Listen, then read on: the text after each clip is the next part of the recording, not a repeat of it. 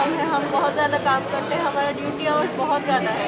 हमारा duty hours कभी कभी ऑलमोस्ट 20 आवर्स भी हो जाता है, लेकिन हमें सिर्फ मंथ एंड में 12.5 मिलता है, क्योंकि हॉस्टल में भी हमें 2000 करके काटते हैं।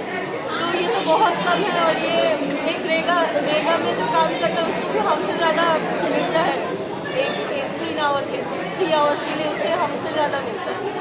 तो ये तो नहीं हो सकता। हम MBBS पास करके यहाँ पे हॉस्पिटल में काम कर रहे हैं, ये लोग हमें सिर्फ 416 रुपये एक दिन का दे रहे हैं। ये तो नहीं हो सकता है ना, इसलिए हम बैठे हैं यहाँ पे स्ट्राइक करने के लिए कि हमारा स्टाइपेंड बढ़ा। अगर आप लोगों की मांगे पूरी ना हो तो आप लोग क्या मतलब काम में नहीं जाओगे? नहीं, जब तक हमारी मांगे पूरी नहीं हो रहा, हम यहाँ पे बैठे रहेंगे, पीसफुली बैठे रहेंगे, लेकिन यहाँ पे बैठे रहेंगे। अभी तक कोई अथॉरिटी आया है आप लोगों के साथ बात करने के लिए? आए थे, बोले कि मीटिंग करेंगे। अभी हम बैठे हैं, देखते हैं कि उनका क्या बोलना है।